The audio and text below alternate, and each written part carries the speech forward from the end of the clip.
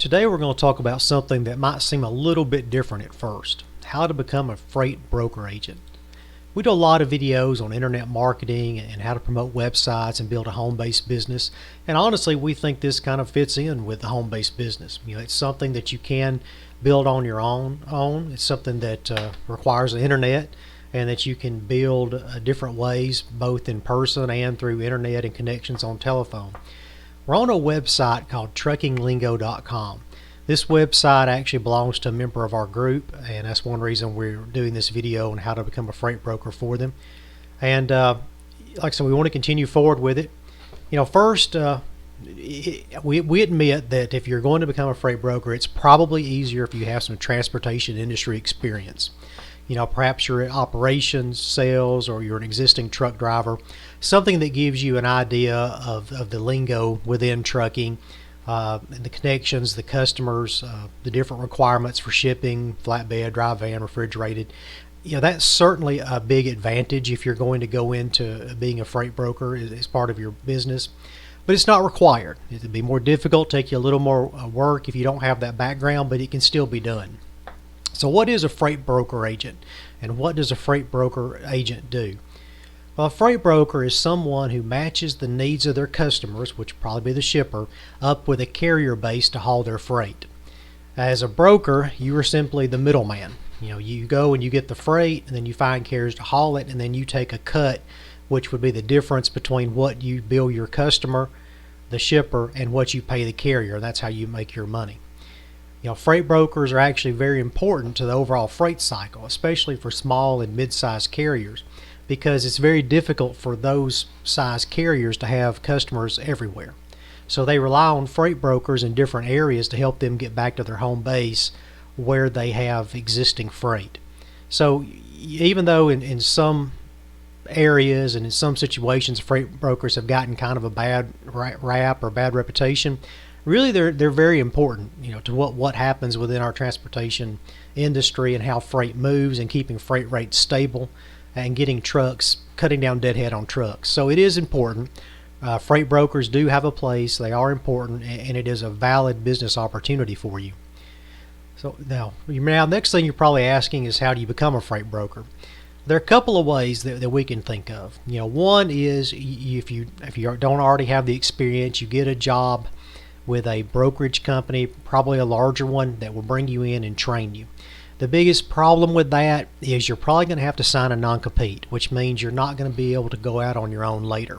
You're going to be stuck working for them for a while, and if the non-compete is a 2-year, after you leave, then 2 years after you leave them, you still couldn't, be in the brokerage business on your own.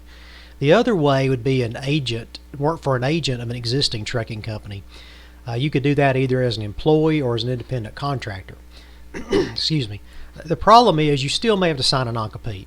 Yes, it's a good way to learn, but if you have to sign that non-compete, that's going to be a problem, because you're not going to be able to get out on your own, which is where the real money is in being a freight broker. The last way would be to provide training courses through a third party. There are a number out there, and we have looked at them, and we'll get more to that toward the end of this. But just be careful how much you pay for them. There are some that are extremely expensive that really do not give you any more content than some that are less expensive. And then there's really not a lot of options. If you, like I said, if you get into a broker freight training program that's run by a large broker carrier, then you're going to have to work for them, and that's probably not what you want to do. Like I said, the biggest advantage to trying to find a broker school that's not affiliated with a company is you do not have to have the non-compete, and you will have assistance going forward as you set up your business. And having a mentor or someone you can ask questions to will be a huge help for you. So why would you want to become a freight broker? Well, the freedom of owning your own business and the money. When you starting your own business is not easy. It does take work. It does take some risk, but the rewards can be great. So that's why you would start any business, and the same with a freight brokerage. How much could you make? Well, it depends on a lot of different things. There's two ways you can go about starting your own brokerage company. One is you go under your own authority, and the other is you go in as a freight broker agent for a larger company.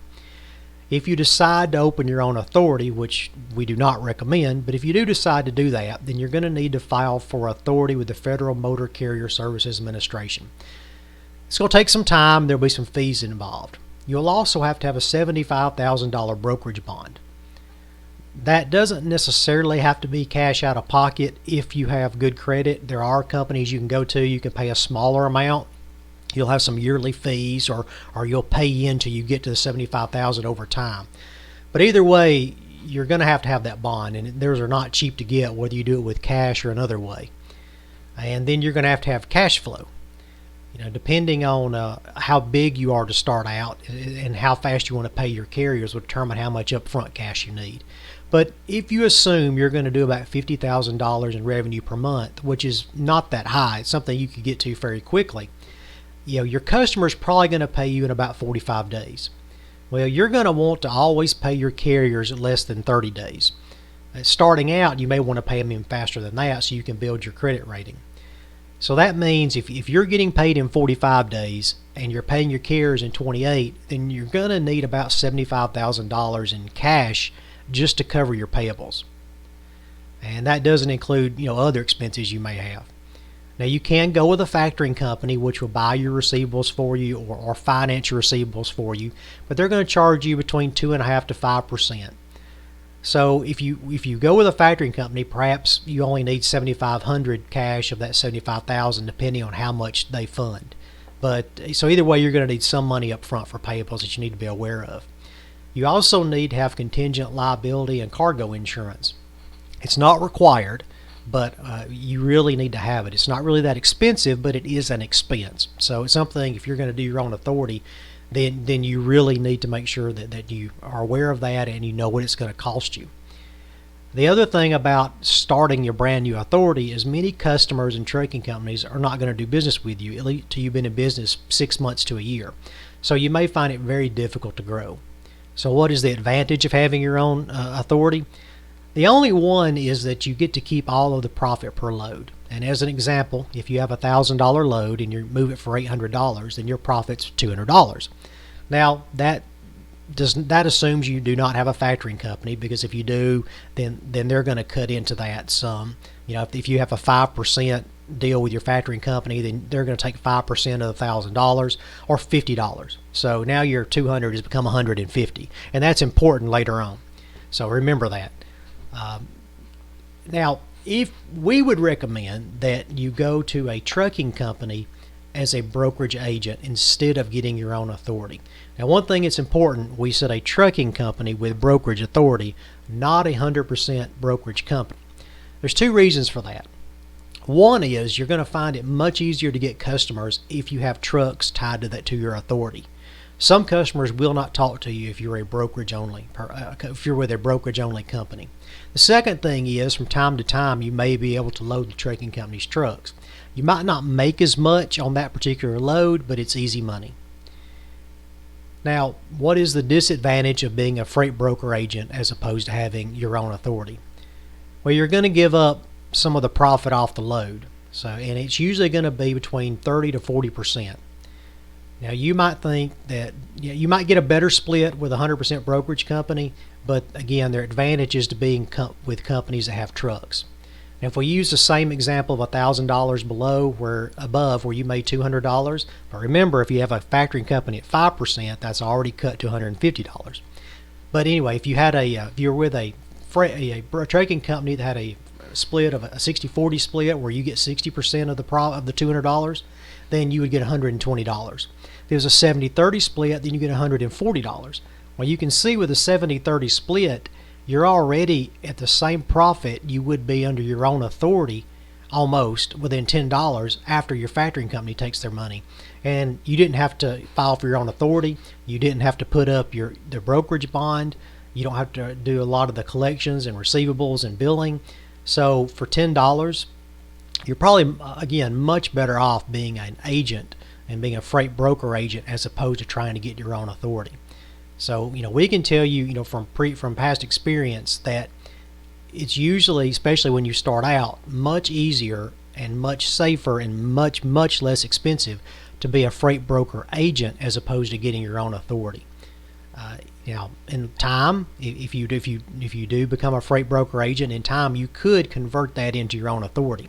There's typically not anything that would keep you from doing that as far as your contract with the trucking company is concerned. Certainly, you need to check that and have your lawyer verify it, but typically you could move in your own authority pretty much anytime you wanted to. Gives you so you could save up money and do that if you wished. But you may find, especially if you're at a 70-30 split, that you're just simply better off being with a trucking company and having them do all your back office and you not have to worry about anything. So how could you move forward from here if you still want to be a freight broker? Well, again, you could reach out to some of the large freight brokerage companies and see if they have either an agent training program or an inside training program. But if you do that, you're probably going to have to sign a non-compete, and it's probably going to be difficult for you to start your own company either as an agent or as your own authority later. You could also get a job with a freight brokerage company as an employee, but again, you're going to have your non-compete. You could get a job with an existing freight brokerage agent, and they would train you. However, you may still have a non-compete there. Perhaps you could go into it with an agreement with the agent that over time you will split off to be your own agency. And if you can agree to that up front, that might be a way to go. That gives you training and a little bit back office support. And then the final way would be a freight broker training program. Like I said, we have looked at a number of them, and I'm going to put a link in the links below of one we found that you can get started with very inexpensively. It has pretty good training, pretty good support after the fact, and again, it gives you that ability to have a mentor. And like I said, what we really liked about it was the upfront cost. It's not expensive at all. We'll put that link below in our links. We will also put a link to this blog entry on TruckingLingo.com in case you want to go look at it and actually read through what they have on their website. It's a very good article, and that's one reason we wanted to do a video on it today. Before we go, we would like ask for you to subscribe to our channel and to like this video. Both of those things help us going forward as we build out our channel. And please put any comments you have below. We'd be glad to try to answer them. We do check our YouTube channel.